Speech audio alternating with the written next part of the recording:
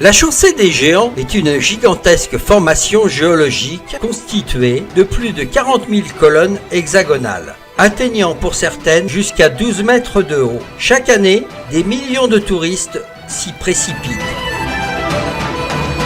Découvrons ensemble l'un des plus célèbres sites de l'Irlande du Nord. Avant de partir dans des explications scientifiques concernant le comment du pourquoi de ces formations, sachez que la chaussée des géants est avant tout le berceau d'une importante légende irlandaise. Les habitants locaux y sont attachés et ne manquent pas de l'évoquer avec un certain amusement. Plutôt poétique, elle mérite d'être connue.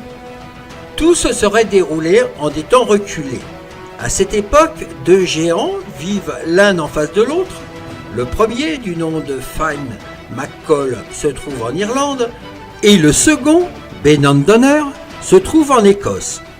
Les deux géants entretiennent une rivalité sans bornes et se lancent de nombreuses insultes et autres noms d'oiseaux. Chacun souhaite en découdre, mais il n'existe aucun bateau assez grand pour permettre à l'un comme à l'autre de traverser la mer pour aller s'affronter. Un jour, le géant écossais va trop loin. Il insulte la femme de Fine McColl. Pour ce dernier, c'en est trop. Il décide de construire une route à travers la mer pour se rendre jusqu'à son ennemi.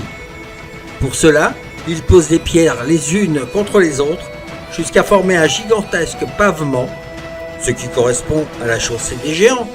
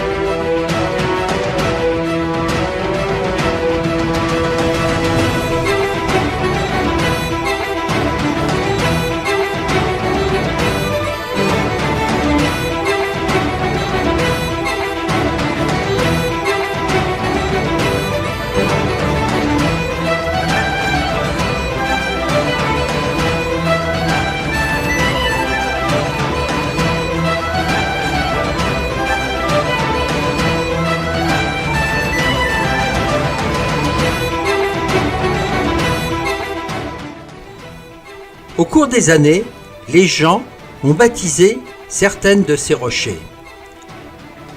Par exemple, la harpe. Elle est composée de colonnes incurvées qui descendent jusqu'au ras de l'eau. Ou bien aussi la botte des géants. Cette dernière, en forme de botte, se trouve sur une plage. Elle mesure environ 2 mètres de haut. Certains ont calculé que le géant qui portait cette botte devait mesurer presque 16 mètres.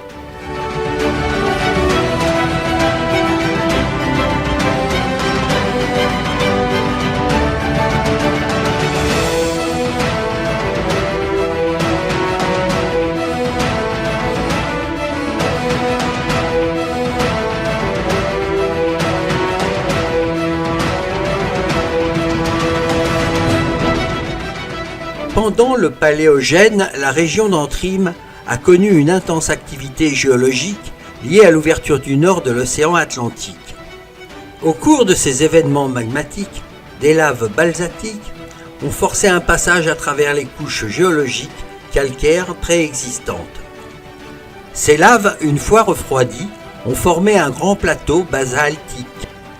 Le plateau d'Antrim est en fait un empilement de coulées basaltiques où on peut distinguer 3 séries d'épanchements volcaniques. Le basalte de la chaussée des géants appartient à la série des basaltes moyens. La contraction thermique rapide de la lave lors de son refroidissement a créé la fracturation hexagonale en colonnes perpendiculairement à la surface du sol où la coulée s'est épanchée.